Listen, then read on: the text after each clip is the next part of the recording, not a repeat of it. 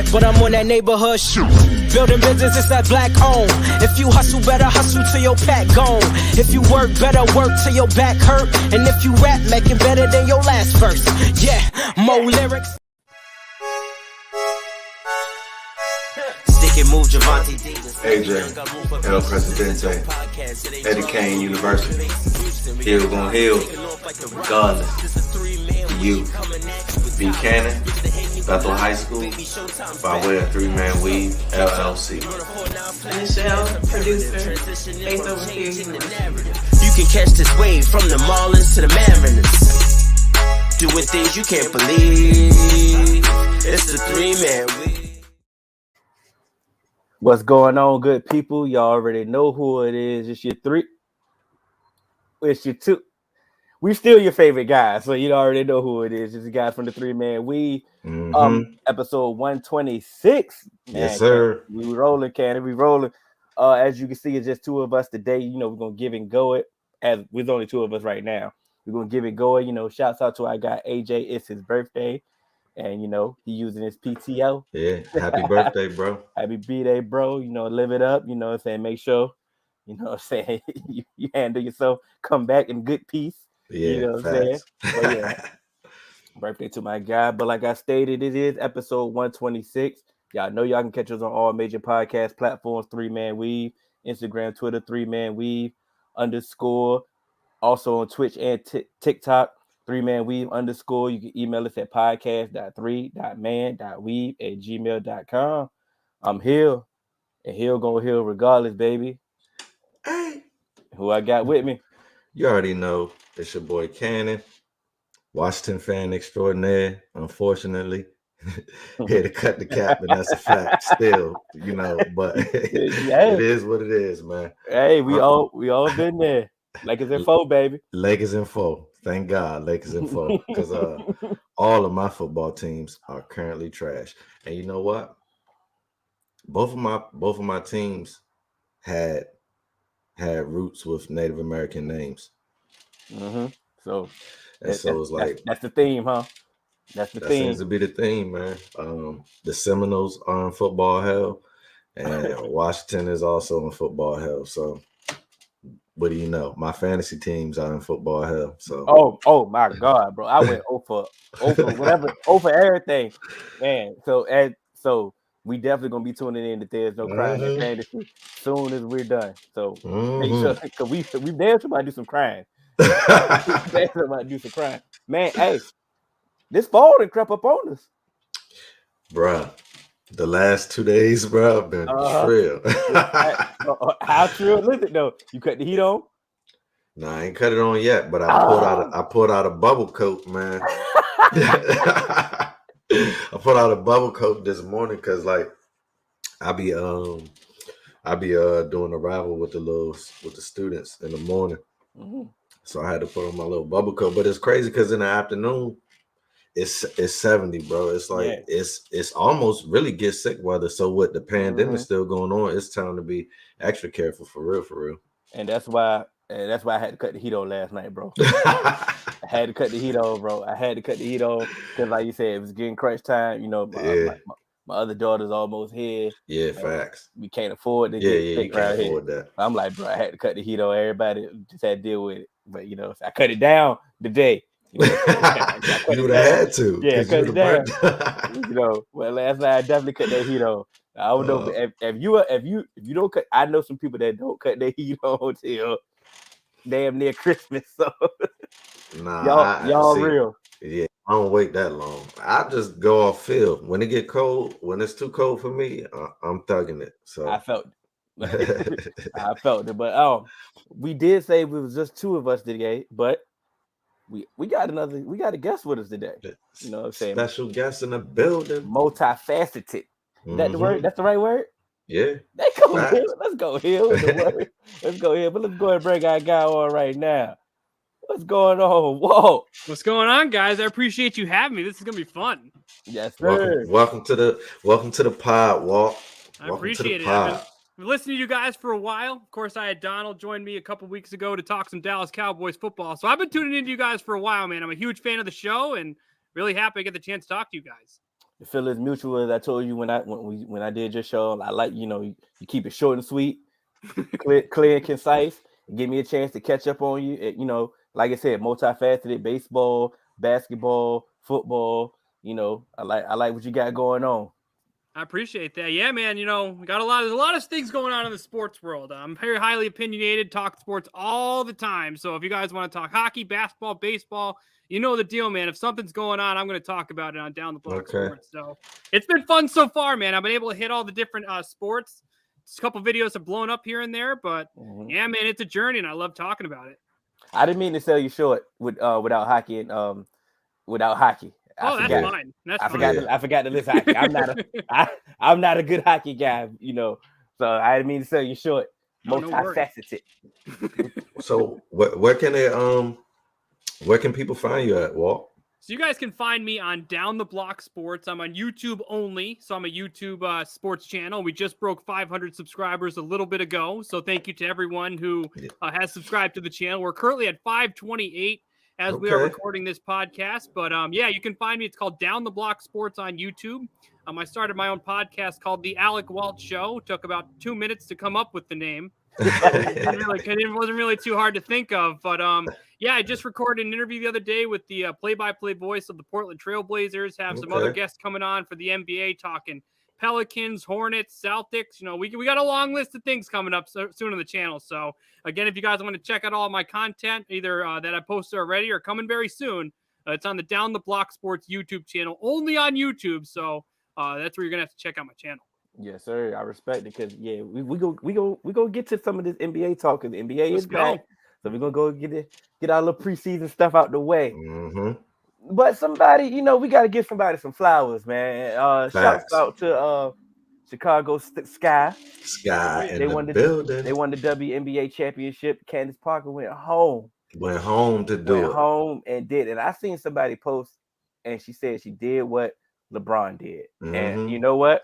I couldn't disagree more. You went home. Man. You got them a championship. Probably I'm assuming it's their first championship. Yeah, I think so. Hey, Candice Parker deserves her flowers, and I'm so proud of her, so proud of the team that they did, because they went up against the squad.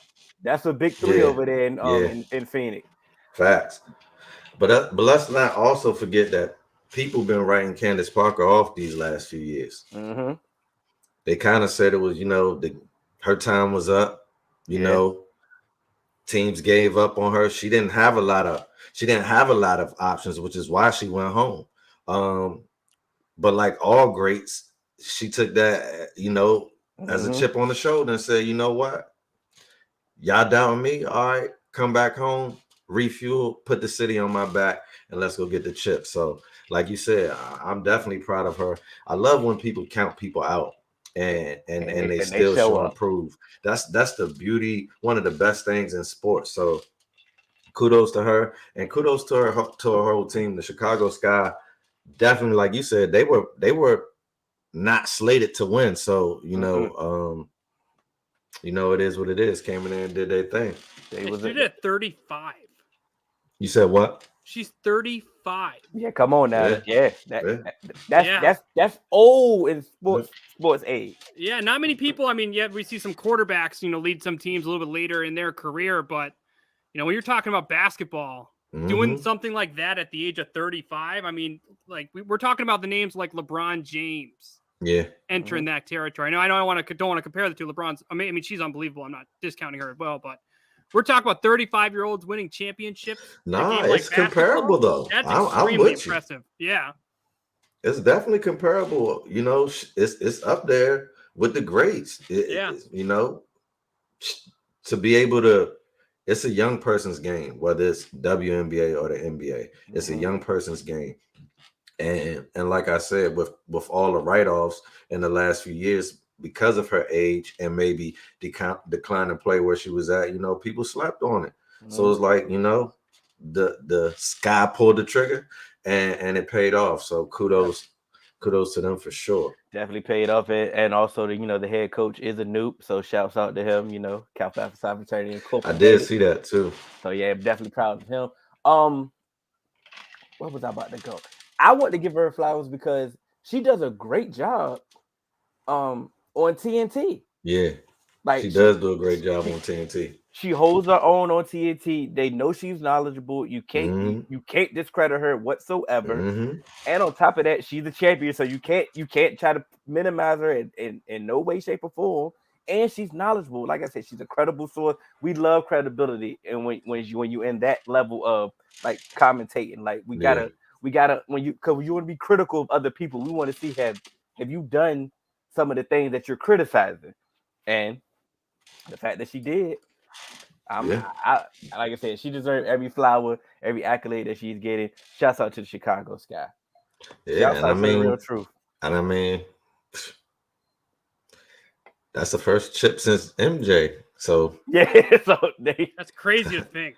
Let's go and get it. So go and build a statue. And they've had some talent, on the other side. So hey, take it what it is. She went home and got it done. Put the city on her back. Should we stay on basketball or should we go to football? What should we do? Man, let's go on and go to football, man. Go ahead. You know where I know where you want to go. We can go on and go to football, man. I'm not going. I'm doing the humble thing. The humble. I'm taking the humble route. But as people may not know, Walt, you are a Patriot fan, and I am a Cowboy fan. That is halfway responsible why you're here today. Yeah. That was a game. That was a hell of a game. It was a hell of a game. I did not think the Patriots would keep it this close. I did not. But you know what they say. Bill Belichick is a great coach, and it showed because they were able to keep it close.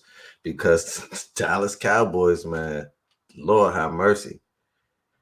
They have a all-around squad. Yeah. And so, and I did not think the Patriots had an all-around squad coming in. So I definitely, on my pick'ems, had, Cowboys with the spread. And I don't think did y'all cover the spread? Well, I don't know what the spread was, but that game-winning touchdown might have. It might have. Yeah, it might have. I don't spread. I can't spread for life. It definitely was closer than a lot of people thought it should have been. And bro, 2 years ago we would have lost. I think I said last week, man. I like Mac Jones, man. I do too. I like Mac Jones. I said it last week, and I said it was that. Remember, I talked about that dime that he threw over two people last week. And yes, he's gonna make mistakes because he's a rookie quarterback. But I like the way he bounced back after the pick, bro. I like the way he bounced back after the pick. Drove him right down. I'm like, yo, I'm nervous. The only thing I was like with this offense, I felt like they left too much time on. And that's the same thing we always say. That's how you know Dak has ascended, because that's what I used to say if it was Rodgers or Brady or Manning. And so now I felt it. I was like, Lord, they left Dak too much time, because with CD, bro, he can get down that field like that. So yeah, I mean that game-winning touchdown, man, he burned. I think it was Jalen Mills. It was Mills. I believe it was Jackson. I believe it was Jalen. He probably burned Jalen Mills a couple times too. That wouldn't really surprise me. But I mean, we used to doing that. When you look at the Patriots, they had every opportunity to win this football game, and you made a great point. When you talk about Diggs that led to a touchdown, I mean, that's a crushing play emotionally all over the club, everywhere. And they were able to have one play due to a burn coverage lead to a 75-yard touchdown. And personally, that might have been the first time I saw Mac confidently chuck the ball down the field, because there have been way too many instances where the Patriots just like this dink and dunk offense where they take 7 minutes off the clock. And yes, it's a sustained drive, but you take that much time off the clock. I was not confident at all that this Patriots team could score on that drive. It only took one play to do it, which is extremely impressive. Here's what happened in this football game is they had two opportunities to stop Dak Prescott. To end the game off a gift penalty from Connor Williams, Dak drove the ball down the field, kicked the field goal.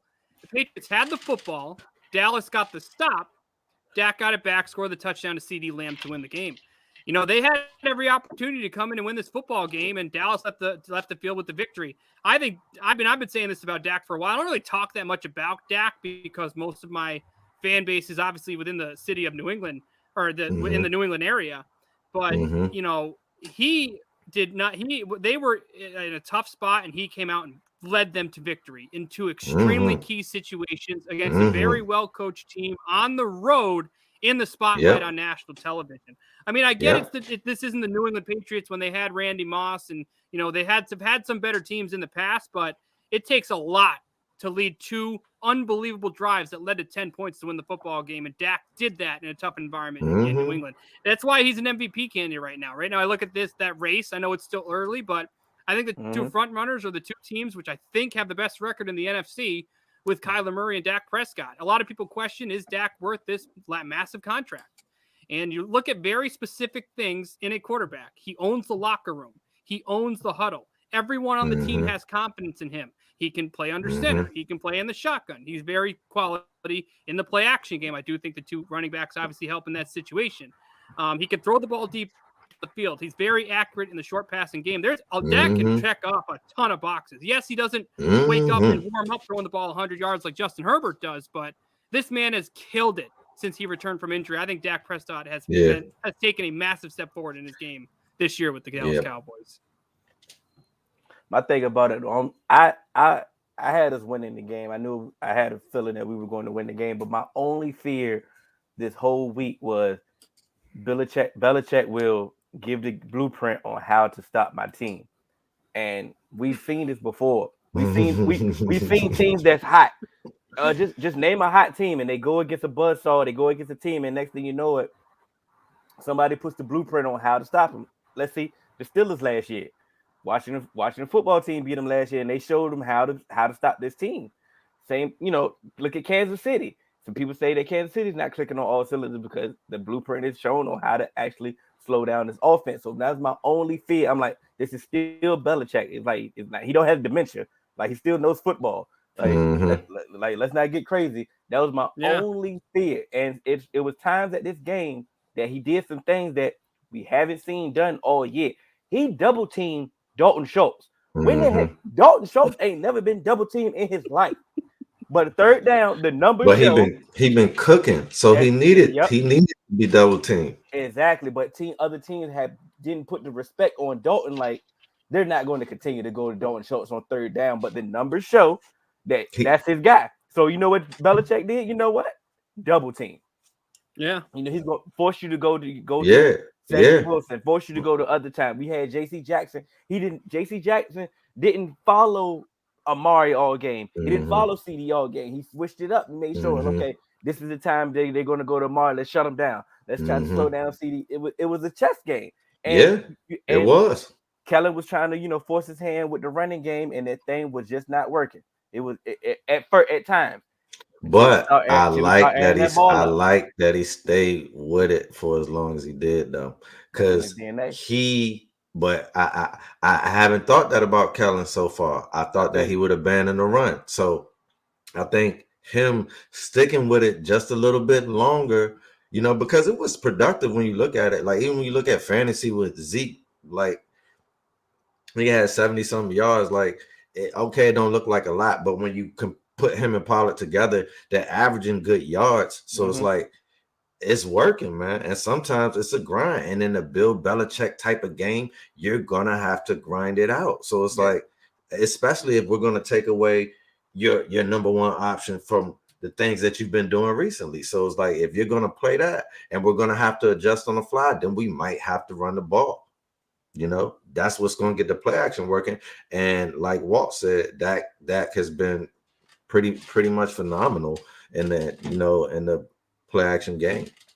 Yeah, I mean, you guys, the defense looked exhausted late in that football game. Oh, and you guys definitely took advantage of that. And I think, it shows a lot about, who you guys have at QB. Mac's going to be going through some of these rookie pains. And yes, he did overcome a huge, interception and giving them the lead back. But, one QB needed to score a touchdown in overtime, and one did it.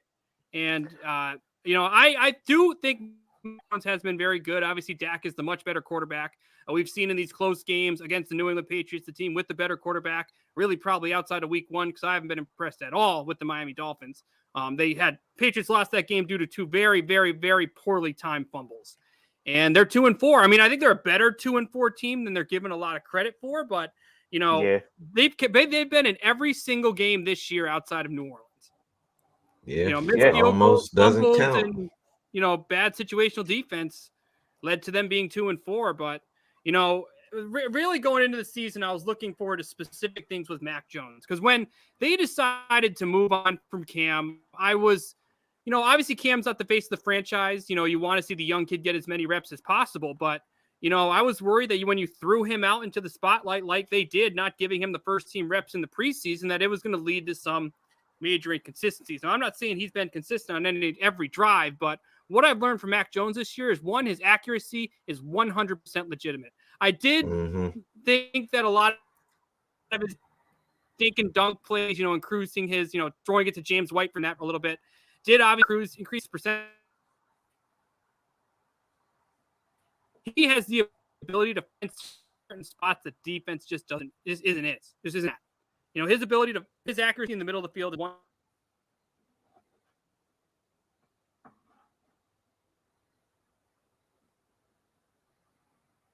Is that Walt? Yeah, I think it might have froze on us. Oh, okay. I think he's coming back. I thought that was me, but like we said last week about let's see, let's remove him. You guys got me? Yeah. Good. There we go. I'm talking Mac Jones and they're kicking me out of here. They must be not there, but yeah, the rookie pains are going to happen. The Patriots are 2-4 because they don't play 60 minutes of football. It's going to happen. There's going to be wasted drives. There's going to be 3 and outs. There's going to be frustrating 3 and outs. There's going to be drives you need to score where you take 7 minutes when it should be 2, and when you need certain things to happen, it doesn't work. One thing I'm confident about: they finally started to run the football. Damian Harris was a drop machine for the first 6 weeks of the season. Want to make Dak's life easier? Run the ball, because when he throws the ball more than 35 times, the Patriots aren't winning the game. He's way too young. He can't be throwing the ball that many times.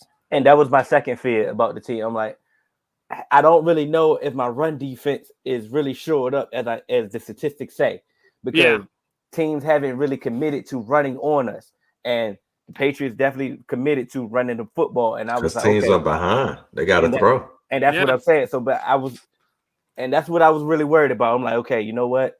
If they really get this run game popping, is it really shored up? Do we really have the pieces to really stop this run game? And they showed us that we can get punched in the mouth in this run game. But we got a bye week, which came at a perfect time. We can heal up. We can, regroup. We can shore that thing up, because I'm sure teams are going to try to do their same thing, try to duplicate that same thing that the Patriots did. Yeah, I mean, Belichick found a soft spot, and Damian Harris has struggled this year.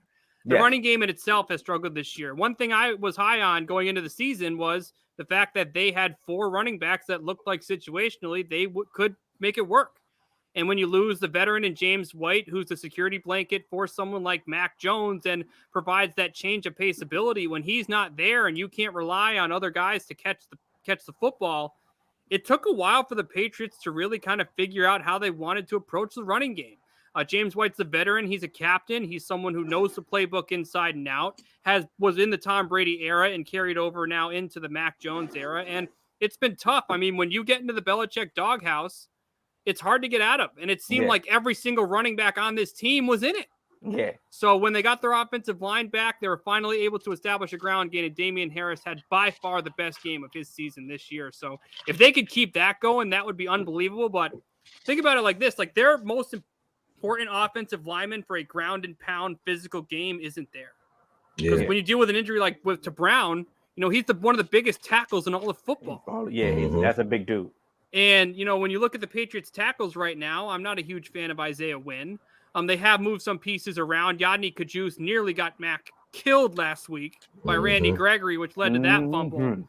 So they still have some pieces to get together, but they need to establish a ground game for Mac to be successful. And finally, we saw Damian Harris break out of his shell and, get that 100-yard game that this offense definitely didn't lead to a win, but at least they found something they can use moving forward on the ground. That's correct. And I said last week that y'all please don't do a disservice with the Patriot way of please go get him a bona fide receiver. 100% agree with you. Because his version of getting a receiver was, I'm going to sound like a Philly fan here, but I can't wait for the day Nelson Aguilar is wearing a different jersey. Because honestly, they paid him. So he's in Oakland last year, has the best season of his career, takes the top off the defense, good guy, yard after the catch, gets down the field. I mean, yes, maybe him not having the first team reps in the beginning of the season may affect this, but him and Mac Jones have zero chemistry. Yeah. It is shocking. I've never in my life seen, I mean, I've seen poor chemistry before, but like every time he throws in the ball, he either drops it or he's in the wrong spot and it's overthrown. Now I would like to see the Patriots open up this offense a little bit. I do think they've been way too conservative with their play calling. On 3rd and 8, you shouldn't be throwing the ball 3 yards. Correct. You should be throwing the ball. You should get the first down. No, I get it. Some teams, I think you should do that too. But I mean, if no one's open or you don't have time, or then it is.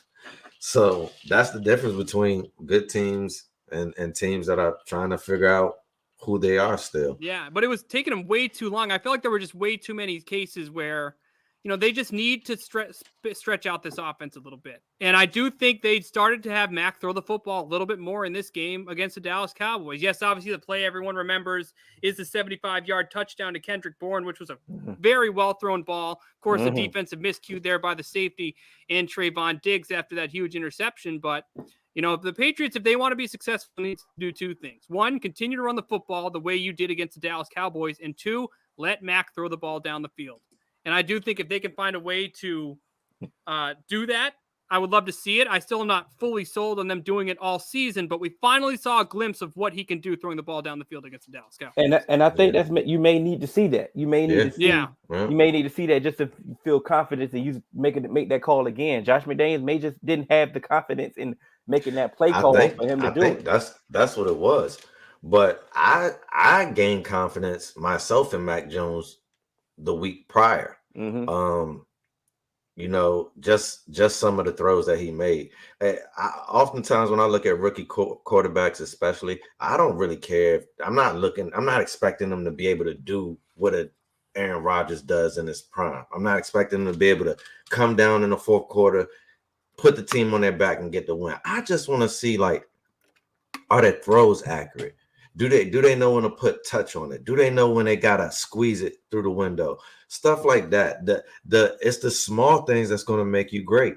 And one of those touchdowns 2 weeks ago that Mac Jones threw just had so much touch on it, and I just feel like so many quarterbacks would have threw an interception in that position because I can't remember who y'all were playing, but they were in a perfect underneath scheme to Houston.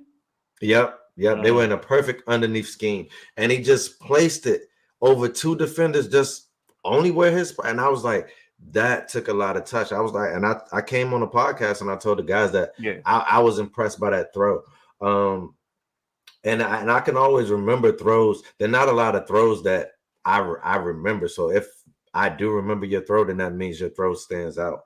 I do like Mac Jones. I feel like everything that you said about is true. His accuracy is legitimate, and y'all just do gotta get him a true number 1. Keep the running game consistent, and you guys will be, back to the Patriot way. But I did want to, we saw a lot of moving pieces this week in the NFL. I wanted to get you guys' take on the AFC. Currently, the Ravens are 5-1. We have a lot of teams that are 4-2. Are the Ravens the best team in the AFC? I think they are right now. Yeah, man. The way they're winning, that's a resilient team over there in Baltimore, man. It's like, and it's like they don't know what's going on. Lamar throwing. Let's get Lamar's throwing, and the league is not ready for him. For him to throw in the way he's throwing. The last thing they want is him completing 85% of his passes when they need him to. That's a whole fact. I mean, the fact that they've dealt with so many injuries offensively, both at the running back and receiver position. Like their first round pick, Rashad Bateman, I don't think has played yet. He just got back. He just got back last week. Did he touch the field? He did touch the field. They lost. He got me 4 fantasy points on the bench. It's a bum. It's like, So they lost J.K. Dobbins, Mhm. Gus Yeah. Edwards. Yeah. They added Ju- Bell, Ju- Freeman, and Murray. They lost Yeah. Justice Hill too. They lost Justice Hill. too. Yeah. Ronnie don't Stanley play- just went on IR. That's another one. Their offensive line, Sammy Watkins is nicked up. and they're 5-1. They embarrassed. Now, I don't really buy the hype when it comes to the Chargers in the preseason. Mostly, they're always a team that has the talent. They're always a team that has skill, good QB, bunch of question marks, but everyone's like Lamar versus Herbert. And even I said it. I was like, yo, I hit up a couple of my buddies. I'm like, dude, Lamar's playing Herbert. What are you doing this afternoon? And I was watching Packers-Bears because the game was over at halftime. Yeah. It's just what Baltimore does really well is it doesn't matter who's in the backfield. Their ability to control the great game on the ground is unbelievable. Yeah. They're a physical team. They do a great job controlling the clock. And like you mentioned before, Lamar's doing a great job in the pocket. And he finally has a number 1 receiver. Yeah. Hollywood Brown finally emerged. But this is my thing that I've said for a long time. We're in a microwave generation where we want every single rookie to come out and rip it up, or we're done with them. Correct. Sometimes you got to develop. I'm sorry, everybody's not gonna come in and just have a DK Metcalf year. You see what I'm saying? That's not gonna happen all the time. Sometimes it may take 2 or 3 years. Like, look at T.O.'s career. T.O., it took 3 or 4 years before he really, people were like, oh, this guy is good. Because he was a drop king, but they stuck with him because they drafted him. So talking about San Fran, so it's like, how many times have we seen people get drafted and get cut the same year or the very next year? It's like, if I'm drafting a guy high, I want to spend time to really see him develop. So, Hollywood has turned into a number 1 receiver, and they stuck with him when everybody else was saying, go get a guy, go get a guy, go get a guy. They had a guy. So it's like, sometimes disrespect. I mean to cut you. Sometimes disrespect works in a good way. Like, he heard all the disrespect. That's my guy. He's talking about this. He's talking about his parlay. Sometimes disrespect goes in a positive way, but like you said, oh, Lamar doesn't have any weapons. Oh, they need to go get a receiver. They need to go get somebody. They need to go. And I'm right here. Like, I'm right here. He just wanted the opportunity because, mind you, I was highly critical on Greg Roman's play calling. Yes, you were. His play calling was handcuffing this offense last year. Now he's taking the reins off. He's opened this thing up a little bit. Now everybody's flourishing. Now, I agree 100% with you, but I truly believe it was a trust factor thing. And if you remember, that's why Lamar was yelling big trust. Because what have I been saying since Louisville? Lamar can throw from the pocket. I've been in countless arguments on Facebook trying to explain this to people, countless arguments at the water cooler at my job, countless arguments through text message on my phone, trying to tell this to people. Like, did you watch Lamar Jackson in college, or did you just see highlights? If you did, you will understand that they ran a pro style system at Louisville. Yes, they had some elements of the read option, but so does the NFL now. So that's technically a pro philosophy now. So it's like, if you actually saw him in college, he was doing all of these things. He was running the play action. He was sitting back. He was picking you apart. And then he was running when things broke down. Yes, they did do some design runs first, but it was college. But the makings were still there. And I always thought that the Ravens just didn't trust that in him. And now it's like Greg is finally trusting him. And the same thing that I said with Hollywood. Sometimes it takes time to develop. So their relationship, Greg and Lamar, took time to develop. But I think now where it's at, the rest of the league should be very, very afraid, because they're comfortable now. And Lamar is comfortable under pressure. So it's like, but I also, if Bateman can turn into a true number 2, Their offense is going to be disgusting. That's what I was gonna say. But they drafted him. That's what I was gonna say. They To be a number drafted exactly. So if he like you said, we want him to be a number 2 now. Hey, because people stepped up. And that's a drastic change. But we had a game last night that I think that changed a lot of viewpoints of the AFC. I agree. Because people thought it was Buffalo, and that's why I asked this question. I know. That's why I segue on it, because I seen it in the comment, Ross. I seen it. We got you. We got you. Buffalo is my Super Bowl pick to get to the Super Bowl. And Buffalo played a good game. They did play a good game. They had a chance to win the game. They had such a good team. So it's no need to say anything negative about Buffalo. Buffalo's still Buffalo. But Tennessee showed up last night. They showed up, man. Yeah, I mean, I was not impressed with Tennessee at the beginning of the season. At all. But I mean, Derrick Henry, when he rushes over 100 plus, it is hard to beat them. It is very hard to beat them. It's amazing that I said it last night in the group that he's still breaking off these big runs. Like, yeah, every time. Imagine trying to tackle him. I mean, I get it. He's a force, but it's like he's breaking away from people. Like, they're not even catching him. Like when he gets like, come on now, like you know why? Because they stack the box to try to stop him. And when you stack the box, it's only really if you break through that first level, you're gone. And so it's like everybody's parallel with him trying to get him. And if you don't get him before he gets to the second level, you're done, because someone ever said that he's not slow. No, he's not slow. And that's the thing. He just, you think he is because he's so big. Yeah, but he ain't a burner neither, but he's not going to be caught from behind unless you are a burner. So it's like, you know, and most of the time, if you are a burner, you're getting blocked up or something, caught up in the rubble, and that's all that he needs to break free. So it's like, then it's the contact piece. If you are able to make contact with him at that point, it's like people are shying away from it, man. They do not want to meet up with Derrick Henry in the hole, man. And it's like his name said like John Henry, the folktale. And it's like Derrick Henry's like his parents knew something was gonna be up with this dude, man. But like Walt said, I wasn't impressed with how they started off the season. How they started off and how they looked, and then like I don't think anybody picked them last other than Titans fans. I don't think anybody picked them.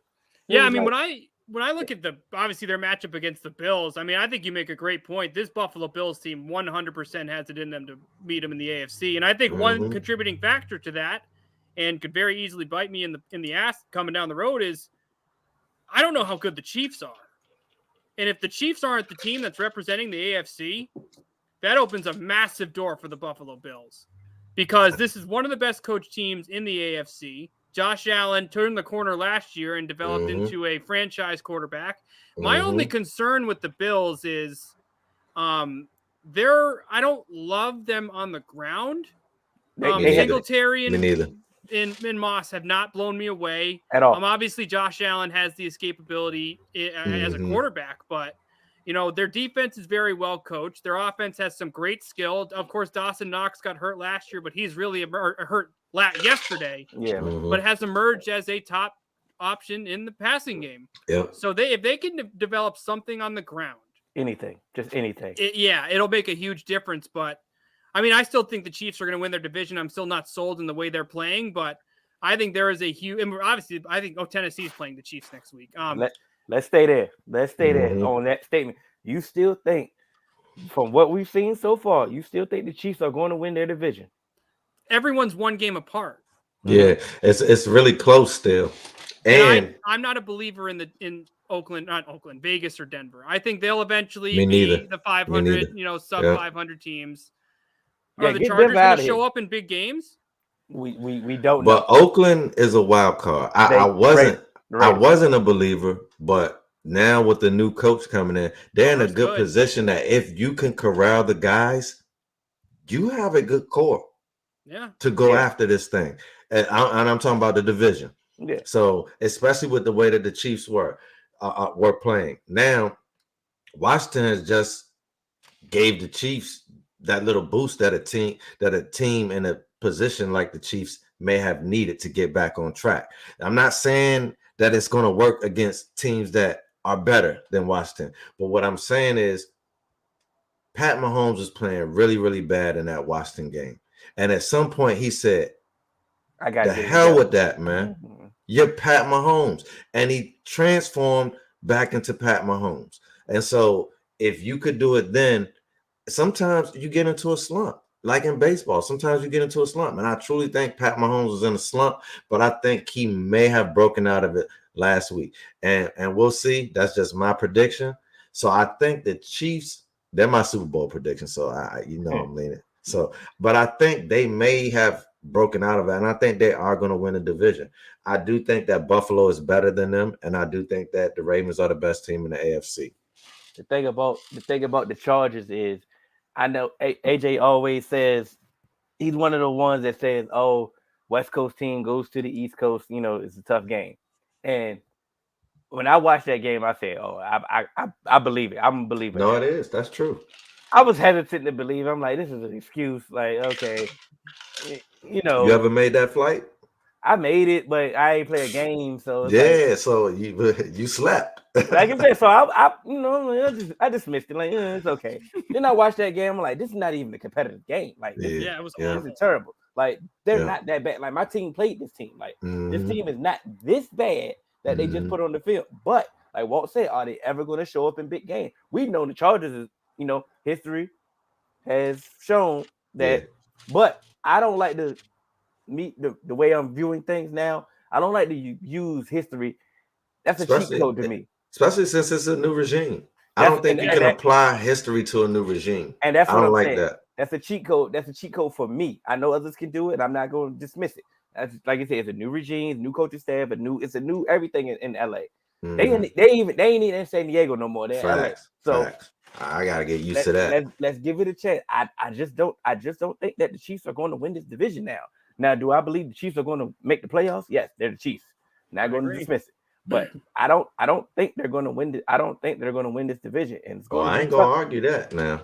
Now, if they don't win the division and they don't get a home game, it's going to be tough. If they don't have that home field advantage like they know that they're accustomed to, it's going to be tough for the Chiefs. I'm not ready just because they beat Washington because they look, like you said, they look bad in the first half. They look bad. So they look bad, bro. I'm not ready to just say, yeah, the Chiefs is back. I know they have a weak schedule in this to get it together. But as you know, does Mahomes lead the league in interceptions? He may. He got a lot of them. I would have to check. He does have 7, I believe. No, he has 8, I think. He has 8. Damn. Okay. Yeah. He may lead the league. Now, we spent a lot of time on the AFC. We got one more supporter before we leave the AFC. I mean, how are we feeling about the Browns? I'm disappointed in the Browns. Yeah. I am too.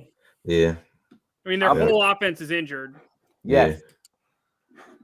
But it's like that's they 3-3 though. 3-3, you can yeah, but they 17 games this year. You got a chance, but I'm definitely disappointed in the Browns. They 3-3 with more injuries.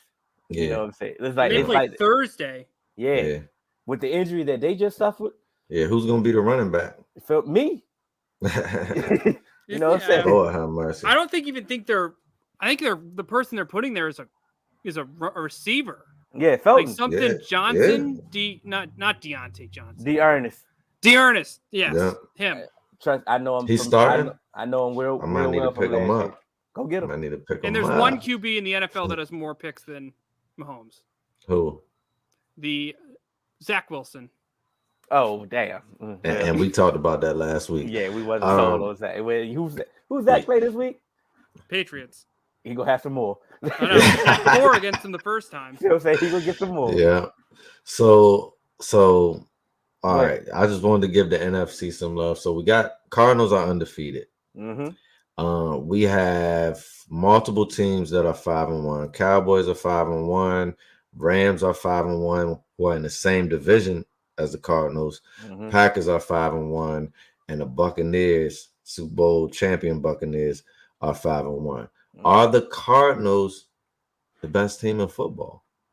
I'm gonna say yeah right now, but just based off their record alone, just go give them their respect right now. Yeah, I mean, I think Kyler Murray has been absolutely freaking amazing. I mean, his escapability, his presence in the pocket, their ability to score. I mean, 38, 34, 31, 37, 17, 37. He scored 31 or more points in 5 games this year. And they wanted him to go play baseball. The thing about they have it, and they played some tough teams. Like they haven't played no cupcake schedule. They beat the Rams by 17. Yeah, they punished the Rams. They dominated that game. And that's what made, because the Rams are also 5-1. That's what solidifies them being the best team for me, because they played another team that was undefeated at the time, and it wasn't a close, like 17 to me. 2 top teams, that's not close. You're not supposed to lose by 17 if it's 2 elite teams, a division rival. Yeah. But it only became 17. They was never in this game. Like they was never in this, and they look bad. And that's what I know. It was definitely a bad game. So it's like that's always been my thing with the Rams. Golf got them to the Super Bowl. Like y'all are trying to act like y'all won the Super Bowl already. No, Matthew Stafford has to at least get him there to even be in a conversation. Correct. So pump your brakes. You got to figure out how to beat the Cardinals first. But all right, so if the Cardinals are the best team in the NFL, who's the next best team in the NFC? There are a lot of 5-1 teams. The Bucks. Don't give me that. No, don't give me that hill. I'm gonna give you the real answer. I'm giving you the real. Man. The Bucks beat the Cowboys, so I'm giving you the real answer. The Bucks have a lot of injuries in their secondary. Yeah. And who beat the Bucks? Who did beat the Bucks? Rams. Oh, this thing getting scary in there. It's spooky. so that same logic that we just had, but when it comes to the Bucks, I think the Bucks are showing championship resolve. Some of these games are close. Some of these games are closer than what they should be. Some of them games are blowouts. But they're showing that, hey, facts. I believe in Tampa. I believe in TB12. I believe in what we got going on. We got it done last year. I just believe. I believe if you go for a power ranking for the NFC, I would definitely put the Cardinals, and I would definitely put the Bucks after that, and I'm definitely putting the Cowboys right after that. I can respect that. There too. Yeah, I can definitely respect that. I like the Bucks, like you mentioned before. Their secondary is getting killed. Yes. And when, like you mentioned before, you play in the NFC and you play Green Bay and Devontae Adams and Dallas, and you guys have 3 receivers that you have to respect. And then you play, I mean, I don't really believe in the Saints or the Cardinals or the Rams. You're playing some of the best offenses in the league. Yeah. Now, I trust that Tom Brady and this offense can do very well. They're very well coached defensively. They're not a team you want to face in the playoffs, but that secondary can hurt you. Yeah. And that is my one concern about the Bucks. They have everything in place, in my opinion, except for the ability to stop other teams throwing the football. I just like the Bucks' attitude, man. How many Super Bowl teams, coaches and quarterback have went out and said, like, we running it back? I've never seen last. I hate to say it, the Dallas Cowboys might have been the last time. Emmett and Michael Irvin might have been the last people to talk like that. Yeah, but then you got to preface yourself by saying in the free agency era.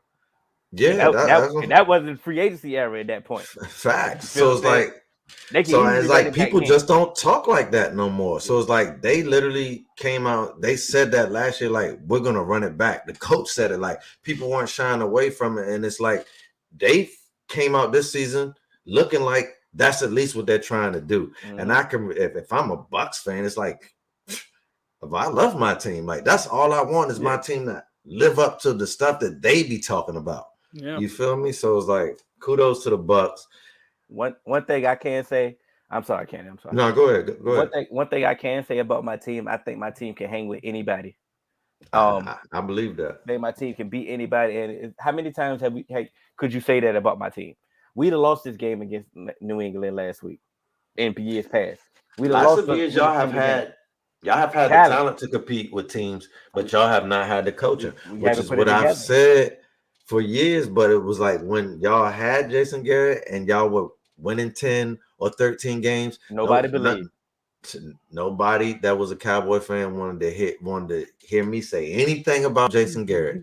Nope. And then when he left, Hill was listening, but when he left, all Cowboy fans were now saying it was Jason Garrett holding us back. It's like, I fought y'all for years trying to tell y'all that. Now it's Jason Garrett.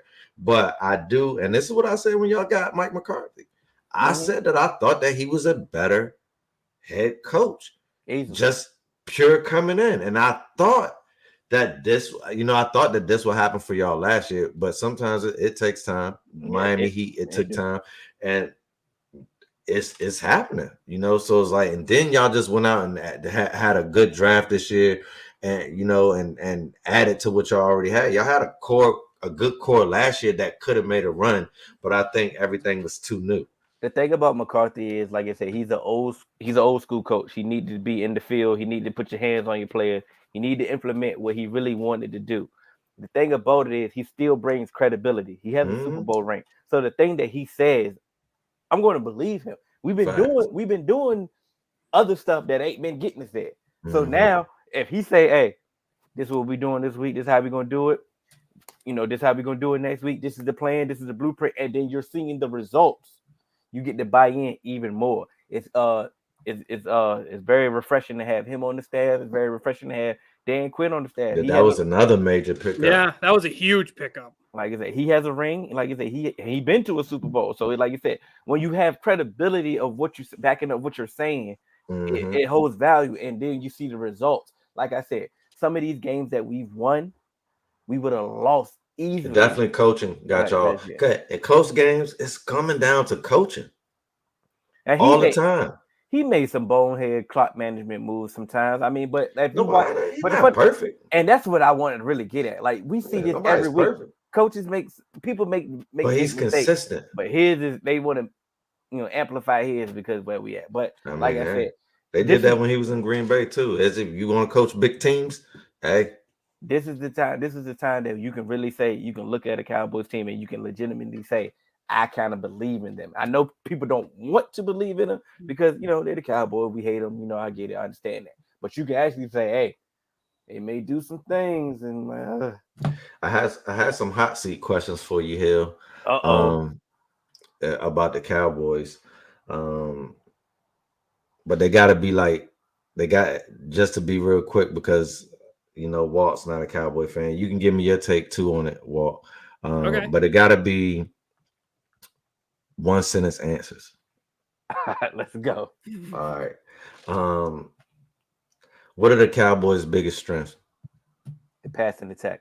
No, 100% agree with that. I'm the offense. Let me say that. All right. What's the Cowboys' biggest weakness? Stopping the run. Correct. Both in agreement. How far will the Cowboys go? NFC Championship game. I agree. I think the thing is, y'all are twins. Seedings could be a nightmare. So I still think they're a team that can make it that far, but the NFC postseason is going to be brutal. I only fear going to Green Bay, and I only fear playing Green Bay, period, because what Aaron Rodgers have done to me in years past. And I only fear going to Tampa Bay. I do not fear going to Arizona, and I do not fear going to LA. The Cowboys have heavy fan bases in those two things. So those games will feel like home games, essentially. So I don't fear going there at all, those two places. It will be interesting because has Kyler ever been in the playoffs? No.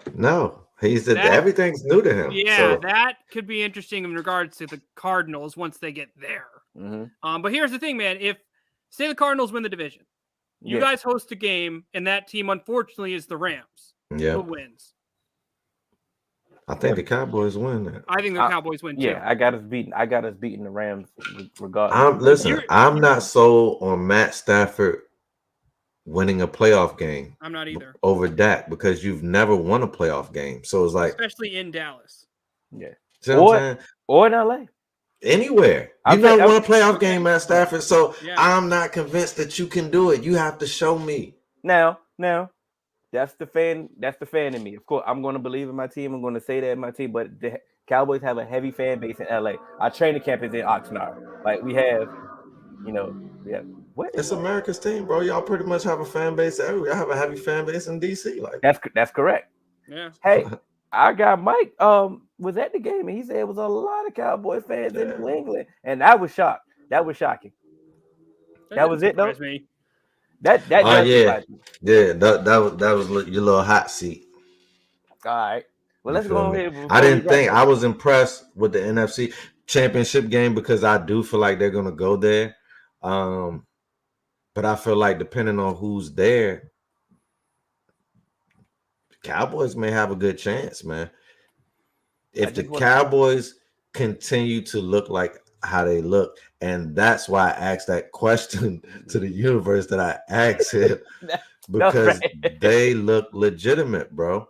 and that's my point. So it's like when I said in the chat that I wanted to ask you some questions, I just wanted to see if you were going to be objective, but I think that's a good place for them. But I honestly feel like you may be selling them short, and that's just me. Washington fans not going to like that, but I'm just being real. And I had the Chiefs and the Bucks going to the Super Bowl, but I feel like the Cowboys and also Green Bay and also the Bills are in the mix. And Arizona as a wild card for me is in the mix just because Kyler Murray does not have the experience. This sums it up perfect. The NFC is purely based on the matchup. Yeah. And that's purely based on the matchup. Like I said, like if you talk to a Rams fan, the Rams fan to tell you something positive about, they can be in the NFC Championship game. Facts. You know what I'm saying? A Cardinals fan can tell you something positive about, they can be in it. The way they're playing right now, they can be in the NFC Championship game. You know about the Bucks. You know about Green Bay at this point. You know, do we need to talk about anybody else? There's enough time for 3-3 teams and 4-2 teams to turn it around. Correct. So, but those teams that we named, they are ahead of the pack right now. They those are ahead of the pack. They look like legitimate contenders. Like you said, week to week, things can change. Before we wrap it up, before we get on out of here, let's Lakers, baby, huh? That's Lakers Celtics rivalry is back. I see that Celtics banner hanging in the back and that Red Sox banner. Oh my gosh! The Sox play Game 4 tonight. How you feeling? I'm disgusted. I'm feeling good, man. The Houston Astros pitching is crushed. Yeah, man. And so was the Yankees, man. Dude, the Braves are about to beat the Cole Dodgers. let me down against the Sox, man. But I'm not surprised that the Braves about to beat the Dodgers because the way that the Dodgers skated through the first round. But also, and without Clayton, come on now. Yeah, and Bauer. Well, I already knew that. When I text you when I said he's done, I pretty much was saying the Dodgers were done. That was weeks ago. He goes, they go. But you know, Scherzer got paid too. He needs to step his stuff up. Yeah. But I mean, you got the baseball. One thing, since I don't know if you guys knew this, I work for MLB Network Radio. Yeah, I seen that in your profile. Covering this game is unbelievable. Just the 162, the no breaks, like the pitching management, and I can the only ups imagine. and downs of a season, seeing it firsthand and speaking to the people firsthand is unbelievable. This Red Sox team, I said all season, they have the power to win a World Series, but the pitching is going to be tough to make the playoffs. And they have blown me away since the start of the season. Yeah, unfortunately. Who do you like? I'm a Yankees fan, and it's funny that you talk about the 162, the pitching rotations and all that, because I lived that like on my MLB The Show league. So it's like I'm fully immersed, so I know the feeling, but it's like you're doing it for real, so I definitely respect it. But it's always been like a dream of mine, so kudos to you. But yeah, I'm definitely a Yankees fan, which is why the Red Sox banner hurts me. Especially you talk about pitching. Your question mark was pitching, but y'all have overperformed in my opinion this year with pitching. And every single year, because Donald or Hill's a Yankee fan also, every single year I ask him and our other Yankee fan friend, what do you like? Do we have enough pitching? And every year, the last 3 years, they've told me we're good to go. And literally, pitching is the reason we don't make it every year. Well, base running could be the reason why we didn't get it this year. Yeah. Oh yeah. But pitching definitely is a part of it. So major part. Yeah. I mean, when I sometimes look at, it's the big names don't live up to the hype sometimes. Yeah, but damn, bro, get out of 3 innings. it Like, seems like when I 3 watch innings. the Yankees, you mentioned base running. They led the league in getting caught on the bases, I know. double plays, and the middle of your lineup's all one base players. That's it. That's it. So stretching first to third, being aggressive on the base pass, stealing bases, hit and run. Boone's like, hit a home run or we're not scoring. Then you have Nevin. Then you have Nevin on third base that doesn't know nothing, when to halt, when to go, anything. Yeah. Doesn't know how to play a double off the green monster. So no, base running was terrible for the Bronx Bombers this year. It was disgusting to watch. We lost to Boston because of pitching, and definitely we had a chance to get back in that game, and base running it took it away from us. Yeah. So all right, so this NBA preview before we get up out of here. Any thoughts? Lakers in 4, man. All right, so are you both Lakers fans? Yeah. This should be fun. Yeah. I said this on Fonz DeFalco's podcast right before I came here. I think anyone that talks about the Lakers' age, even though it's blatantly obvious from a number standpoint, I could care less about that. This team is winning the Western Conference. They won't win the first seed, but they will win the Western Conference playoffs. Yes. I hope so, man. Because I do think managing, minutes for LeBron as he gets older is a good idea. Mm-hmm. I think having someone like Russell on this team pushing the pace through 82 games will keep them afloat. Obviously, not like they're going to be disappear in the West, but I mean, there's going to be 1 through 6 could be determined by not that many games. Carmelo, the Western Conference this year is absolutely loaded. If Carmelo can shoot like he did in Portland, and he's going to have a lot of their defense is going to be focusing on LeBron, Russell, and Anthony Davis. Davis, when he then you have Rondo. You have Rondo, DeAndre Jordan, underrated pickup. Dwight Howard, underrated pickup, who was great last year with the Philadelphia 76ers as a replacement whenever Joel Embiid needed breaks and whatnot. I think there's still some questions in regards to knockdown shooting. Yeah. I do again like absolutely. a lot of the players on this team, but it's not like you have JJ Redick and Joe Harris. I do like Malik Monk. I think he's going to be a very solid 6-man pickup. I do like Malik Monk. I still need a Kentucky in the building. Like when I look at the Lakers and matching them up against like the Bucks or the Nets or some other teams like that. I mean, the Nets' biggest issue this season, in my opinion, is they have no presence in the paint. When they lost DeAndre Jordan and Jared Allen, they're relying on LaMarcus Aldridge, Paul Millsap, and Blake Griffin. I don't think that's enough. That is 100% right. This Drummond is an underrated pickup For the Sixers? Why? Because it's going to be him and Embiid. That's a solid split. That is solid. Yeah. Drummond did his job, bro. We didn't get to where we're in, but he did his job for the most part. Dwight Howard was productive in a backup role. I don't think Philly's going to be good pickup, at all. Man. Okay. But I do think that 50-50, not 50, 60-40 split between him and Embiid is going to be very solid. But again, it's not a center's league. He can do more than what Ben Simmons did. Yeah, I mean, show up. my thing about what? The Sixers threw me off because the Sixers is I'm confused. Like I'm just confused on what was the game plan. Like I really don't want to dwell on Ben Simmons' situation because this thing should have never got to this point. I agree. It should have never got to this point, and it's sad. And it's only going to get even uglier. The Nets are. They got their own. They're going to be explosive in the regular season. I didn't even mention Kyrie. I mentioned the paint, but it's nothing to. Kyrie is not there. Listen. But I'm just talking about the players that's there. Yeah, I don't believe that they're gonna have a lot of continuity either, man.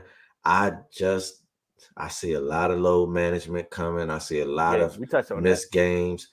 I just don't know if the Brooklyn had their shot, and they may have missed it. The thing because is, they don't. I got Chicago.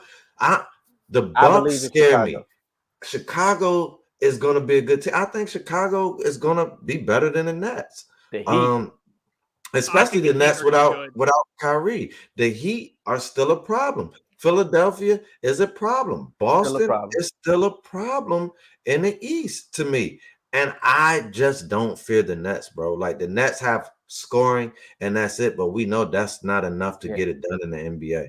I asked Fonz this question just before I joined you guys. Sorry to interrupt you. You need to stop who's on the court. Mm-hmm. And I don't think Steve Nash has. I mean, you're going to go with Javon Carter, Paul Millsap. Steve Nash never played defense a day in his life. He played for D'Antoni most of his career. He don't know nothing about no defense. He don't know nothing about it. And I do think that's where Brooklyn is going to struggle. I mean, yes, they are going to be active on the buyout market. I do think if a center gets released, they'll find a way to to add some pieces to this roster like they did last year with Blake Griffin and LaMarcus Aldridge before, unfortunately, he ended up not being able to play for the rest of the season. But I just don't look at this roster as a complete roster that's going to compete for a championship. I think they will be a team you don't want to play because of Durant and Harden. Correct. But I just don't see them as a team that can get a key stop in a key moment because, you're not going to have Harden on the court. And, I need to see it to believe it in regards to that aspect of their game. That's why I think if they play the Bucks in a series, the Bucks commit on the defensive side of the court. Facts. The Heat commit to the defensive side of the court. The Celtics didn't last year, and I hope that changes with Ime Udoka now as the head coach and some other additions here in the offseason. But, I mean, they'll be competitive. They'll win some games. It's an offensive league. KD drops a ton of – hey, what's up, Sean? It'll be interesting, but I don't look at the Nets roster outside of their big two and think that they have the pieces and the role players and the established, 8-man rotation to go out there and match up against most of these teams in the NBA. They can score 140, but don't be surprised if the team they're playing scores 142. I think a team that's going to be annoying in the East is going to be the Pacers. Oh, facts. I 100% agree with you. Facts. Like they're going to go back to the time when they had Nate McMillan, and they're going to be the third. They're going to be the third seed, and nobody's going to believe them as being the third seed, and they're going to win the first round series, and they're just going to make it tough for the next series. They're just going to be annoying. I'm not saying the Pacers are going to win the championship. Not even saying they're going to the Eastern Conference Championship. I'm just saying they're going to be annoying for seeding purposes. I believe in the Bulls, as somebody stated earlier. I like the Bulls. My only thing about the Bulls is I don't know if they have enough shooting to spread this thing for floor spacing. But I like the pieces that they had. I do like it. I like everything that they got going on. And I think the Celtics are going to be the Celtics, and the fact that they're going to frustrate. They got a new coach, bro. I think we're going to see a different Celtics. But I don't know if Celtics fans are going to give them realistic expectations. The thing with the Celtics, and that's all I'm talking about. I'm talking about Celtics fans. Yeah, we're annoying. The thing with last year when I watched Boston Celtics basketball, Brad Stevens built an identity as a head coach, as a two-way defensive-oriented guy. They were solid on the defensive end. Al Horford made it even better as that coach on the court, and they established an identity. As time went on, I think they lost that identity looking for that offensive spark plug. They had a roster that was incomplete and led to a lot of people losing their jobs. One thing I need to see from the Celtics this year, they need to move the ball better. Their ball movement last year was terrible. They played way too much isolation basketball, low percentage shots, forcing bad three-point shots as times expired, and they really didn't scare many people in the lane. They also didn't get many opportunities in the transition game. That's where I want to go for my second point. Their transition game last year was non-existent. Brad Stevens built his identity on getting additional points, getting additional drives, scoring early, playing physical, moving the ball down the court. When they had guys like Jay Crowder, Avery Bradley, that was their identity, and it worked, and it got them pretty far in the postseason that one year. Secondly, they need to improve defensively. I do think the addition of Al Horford is going to secure, I like that. Some spots. I don't think their defense is elite, but they can finally say that in a defensive situation, when they need to stop, they can put Smart, Richardson, Brown, Horford, and Williams on the court. And that's and an I believe enforcer. that is Those a are group that can get enforcers us right done. there. Yeah, and they need a bucket. They bring in Dennis Schroeder. Brown's on the roster. Jason Tatum. Yeah. Al Horford has the ability to space the floor and pass the basketball. And then obviously that last spot is really up to Ime and who has the hot hand between Pritchard, Neesmith. I don't want Smart there. But, I mean, if he's knocking down threes, But fine. Smart. That's a good place for Smart, though. Yeah. And I think Ime is going to make him even better because, remember, he's a guy who came from the Popovich coaching tree. Yeah. He's going to be a guy that focuses on the defensive side of the ball. He's going to be a guy that focuses on smart ball movement that makes sense. And there were way too many times last year I watched the Celtics and I didn't really know what I was watching. There was way too many inconsistencies. They'd have a lead and blow it. They'd be trailing and then just get close enough to then blow it in the fourth quarter. And I hate ISO ball. I do too. I couldn't stand it because remember, I like Kemba Walker. I was pretty positive when the addition was made, but there were way too many possessions where he'd dribble the ball for about 15 seconds. Yeah, I hate dribble. And Jason Tatum would stand there in the corner like, give me the ball. And then he'd dribble through his legs, take a low percentage shot, and the possession was wasted. The thing about, I'm glad you mentioned Kemba because we forgot about the Knicks. They're going to be good this year. Yeah, they are. Knicks. And the Hawks are the Hawks too. And see, and that's why underrated coach in basketball. That's why I say the Nets missed their window. Yeah, they're in trouble. And you've talked about it for years, Hill. In all sports, championship windows close fast. They never really open wide. They only crack. Yeah. So it's like, and what you say? You just cut the heat on last night. So it's like, I ain't playing around with them. Yeah, ain't playing around. Before we leave out on the Sixers, if the Sixers don't resolve this Ben Simmons situation, they're gonna suffer. It's gonna mess their season up for sure. If you see Embiid today, he tired of it. Mm-hmm. He definitely tired of it. I'm tired of dealing with him. I'm tired of that man do whatever he wants. I'm ready to ball. And it's like, come on, that's Embiid, and we know Embiid don't bite his tongue about nothing. He say what he got to say. He's very open and transparent.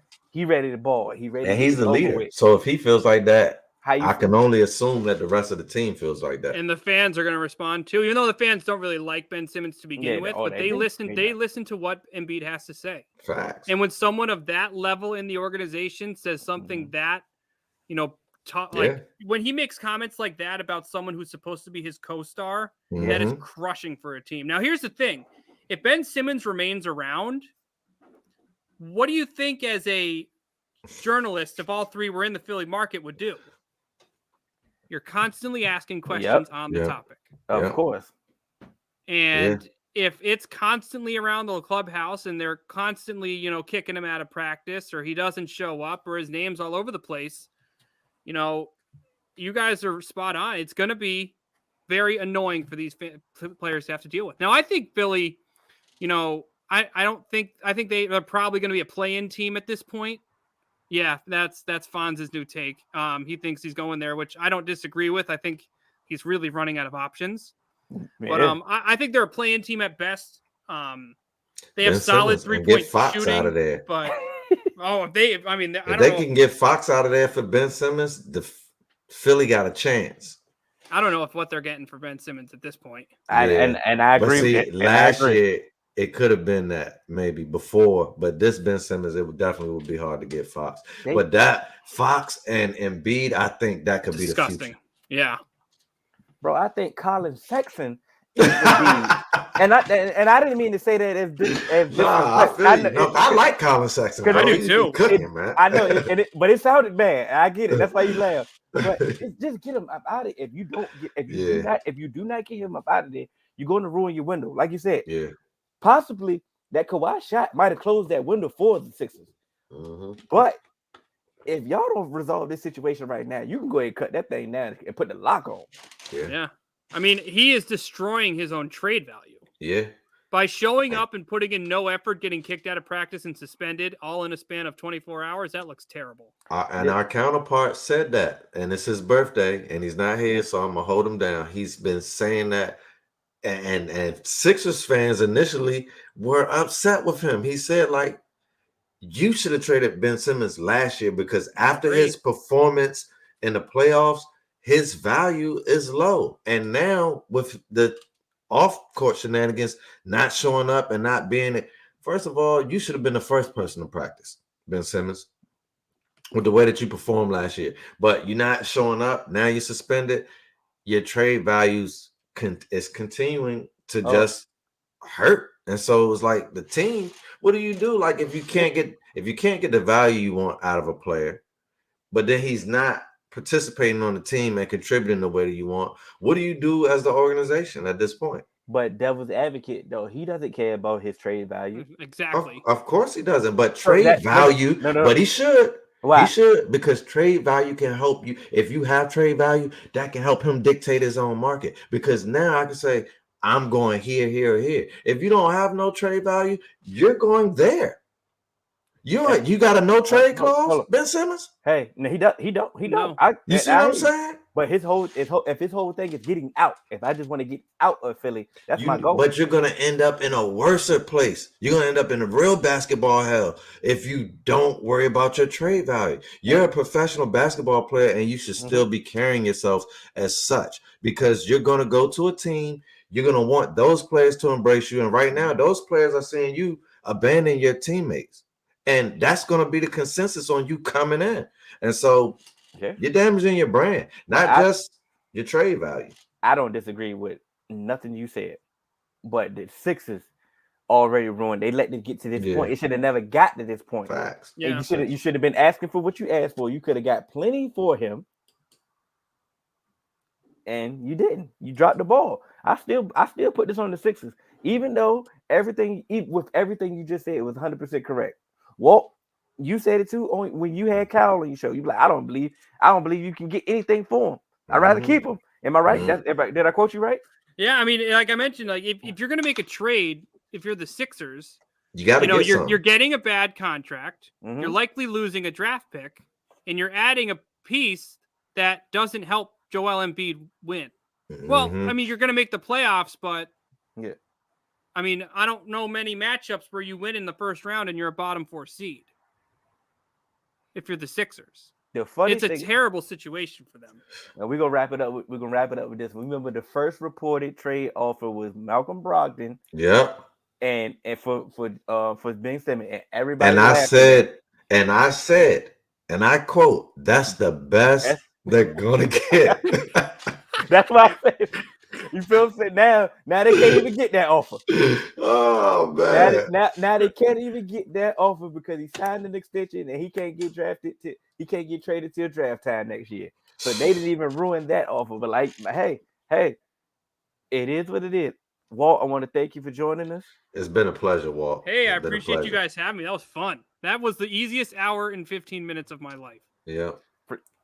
Yeah. Seriously, that was a breeze. That was a blast. We try, and next time, you may want to get it. Well, I don't know if Cannon really want to talk about watching the football team. No, we can. I mean, I'll talk. I don't run from it. I'll talk Washington football team if you want to hear. I got a lot of complaints, man. Let's go. So, I would definitely love it. We'll coordinate with something. I'll definitely try and get you on my channel. We'll talk some sports. I mean, I had the chance to have Donald come on a couple weeks ago to talk some Dallas Cowboys. That was a good conversation. The Bengals are actually much better than I expected to, so I may have to send a message over to AJ to talk some. Better hurry up for that.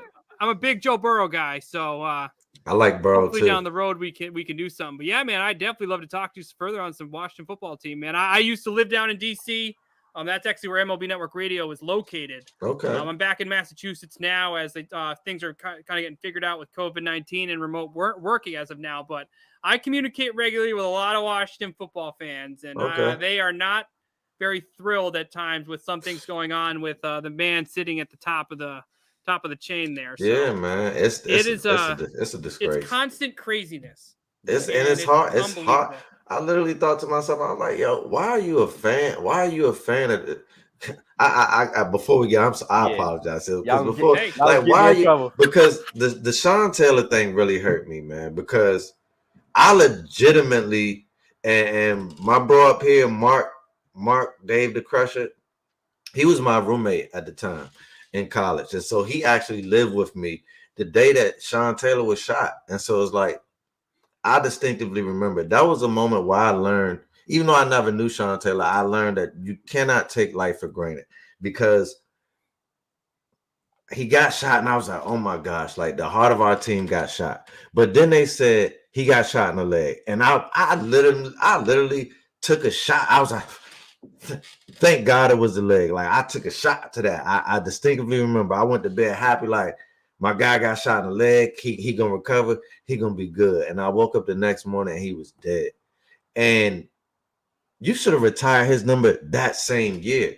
Those guys were begging for it. Ryan Clark, Clinton Portis, they were begging for it. The next couple years after that, LaRon Landry, who, you know what I mean? Those guys were begging for it. The fans were begging for it, and you never did anything. Fast forward, you got all of this drama. You're harassing people that work for you. You sexually harassing women. You got cheerleaders doing the unthinkable to try to land a job. And you had Bruce Allen in there running them up, doing God knows what with the Grudens. And all of that stuff is starting to surface. And umpteen years later, you now want to do a memorial. Kiss my ass, Snyder. That was the worst, bro. That was the ultimate worst. Like, you should have left well enough alone. So it's like, you can't wait this long to retire a player. It's like some of the Washington fans don't even know. Like some of them, let's be honest, they didn't see that era, because a lot of Washington fans got on board with RG3. Mm-hmm. They never even seen Sean Taylor play. So it's like, you bring it up now, and the fans who wanted that a long time ago, we made our peace with that. So it's like, now you bring it up just for whatever. That was a real chump move, and that's really why we don't win. One thing have nothing to do with X's and O's. We're a bad organization from top to bottom. And as much as Ron Rivera is trying to bring change to that, and Jason Wright is trying to bring change to that, you still have to deal with that. So when the owner says we're going to do a memorial, and we're not even going to tell the fans, like, honestly, if that was a memorial, we would have known since the beginning of the year that we're going to do that this year. But you did that. That was a publicity stunt. So that was the last little respect that I had for Dan. I'm already glad that he can't be there on game day, but it's just like, I feel like we may be cursed until he sells the team, but he ain't selling the team. So football hell, like I said. So y'all know y'all can catch us on all major podcast platforms. 3Man Weave, Instagram, Twitter, 3Man Weave _. We also on TikTok and Twitch, 3Man Weave _. You can email us at podcast.3.man.weave@gmail.com. Alec Walt, plug your channel. You can find me on Down the Block Sports. We're only on YouTube, so you're going to have to check us out, Down the Block Sports.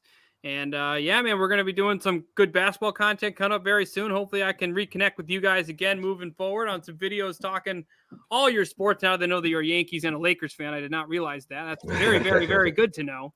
So, yeah, man, this was a blast. You can, again, check me out on Down the Block Sports, but this was a blast. I really appreciate you guys having me on. You know it.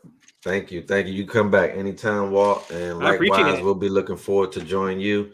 Cool. And thank y'all for always tuning in. It's your favorite guys from the 3Man Weave podcast. Happy birthday to our guy, AJ. This is episode 126. And we out.